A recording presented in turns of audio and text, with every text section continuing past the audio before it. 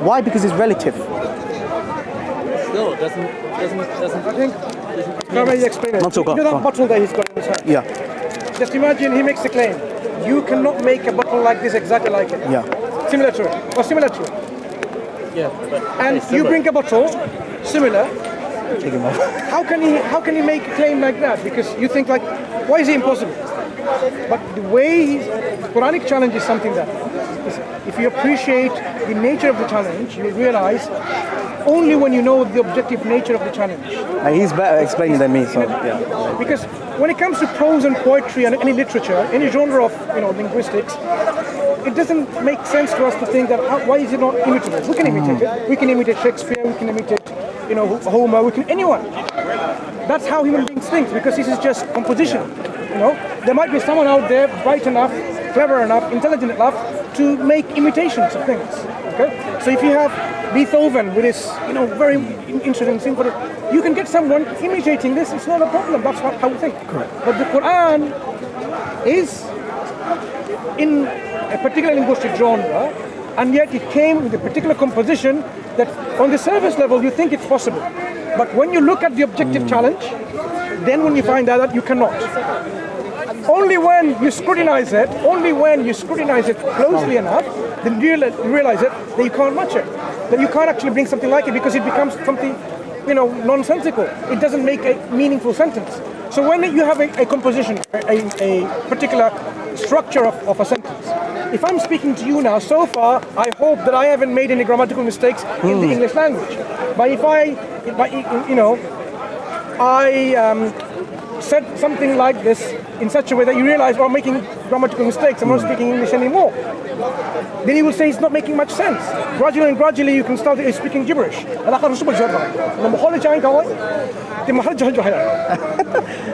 I speak English to you? You immediately think like, this didn't sound like English.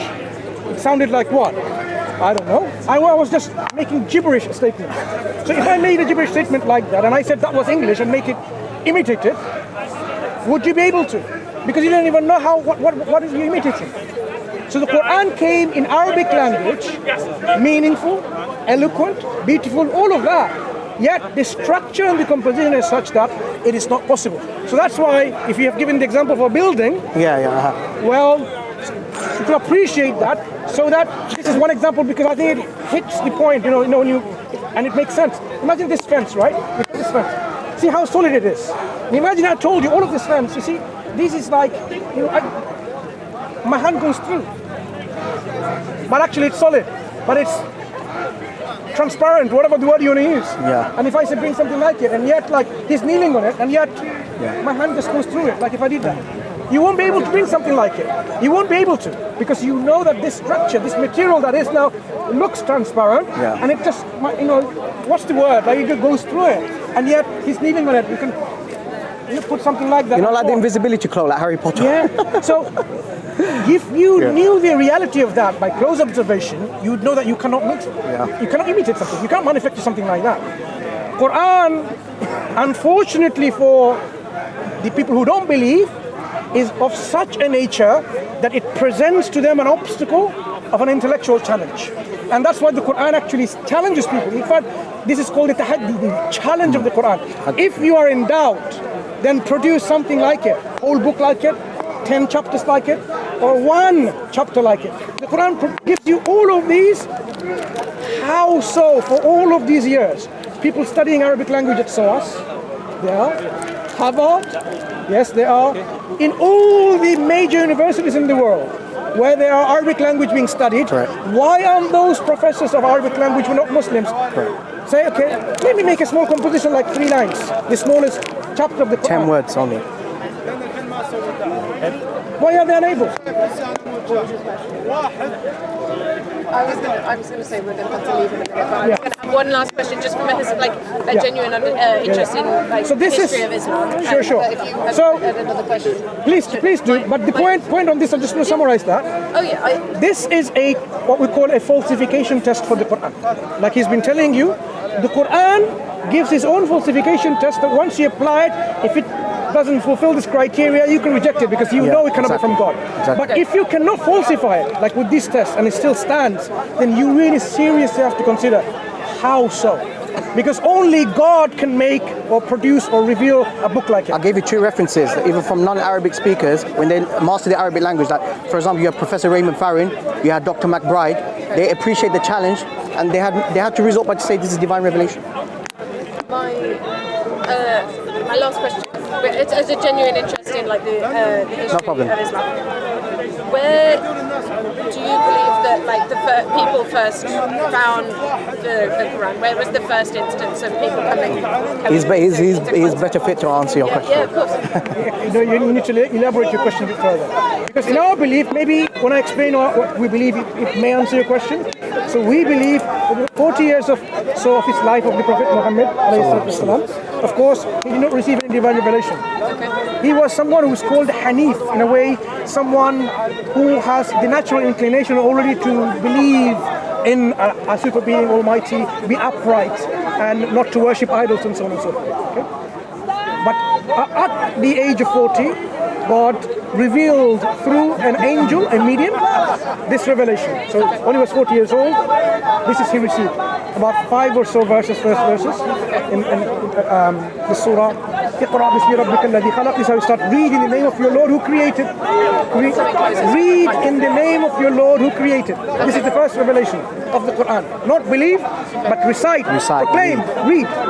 That makes the difference between every other religion. About faith in Islam is about how we come to believe by studying, reading, reflecting, acquiring knowledge. So then the story goes like he went, down from the mountain because he was in a cave contemplating, and he was with his wife and saying, "Cover me up," because he was shaking with this experience. So with this encounter, this was the first revelation. Eventually, he was getting more and more revelation, and then Angel Gabriel, who revealed the Quran to him, was explaining to him and comforting him. He is the messenger of revelation, the angel revealing to him, and then the Prophet started getting scribes to write him down because he did not know how to read and write. So historically speaking, the Quran got written down during the presence of the Prophet by professional scribes, and they were memorizing it. So you have two forms of transmission of the text. One is by graphic form, written form, and one is by preservation through the heart, through the memory. So that continued, and we can now direct you to manuscripts of the Quran in museums, in libraries, in private hands, where they are within the first century of Islam. More than 90, almost, numbers going, 2, 3, 4, 5%, like this, numbers increasing. Of the whole of the text of the Quran, we have percentage-wise from the first 100 years of Islam, compared to some other religious texts which you have 0%. Like the Bible, for example. If you want to name that. There's nothing within the first century of Christ in terms of revelation, but we have now this Quranic text obtained from manuscripts around the world and so on. Birmingham manuscript, only a few pages, very early from the first century of Islam. In UK, we have in UK, can you believe that? Exactly. Birmingham Library. So textual transmission has a robust history where we can be sure that it hasn't undergone some corruption, and because if you want to know whether this is indeed the pure, unadulterated divine revelation, you have to have some element of knowledge about historical transmission. Correct. And you can see that Ramadan just being only how many days ago? 2 weeks. 2 weeks ago. In this month of Ramadan, all around the world, already the whole Quran was being recited from beginning to end, cover to cover, word for word, letter for letter, sound for sound, vowel for vowels, by someone from memory. All of it.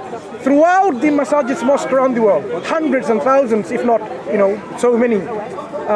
And the Quran this is the way how it's been preserved. So that you can be at least sure that the Quran, that if we were to offer you one, you know that, okay, I'm pretty much sure that's what the Prophet who claimed to be a prophet of God, that is what he left behind. Okay, that's a great answer. Thank you very much. And thank you very much for No problem. No, it's a pleasure speaking to both of you. If I offended you, I apologize. Anything. What are your names?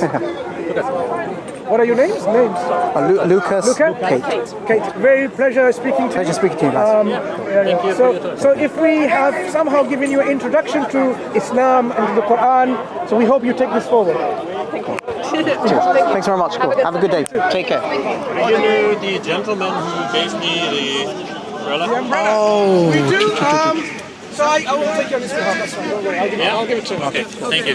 Thank you very much. Have a good day. Thank you very much. Raihan. What's Raihan? I haven't seen you. You haven't seen me? Oh, you don't need to see me, don't worry.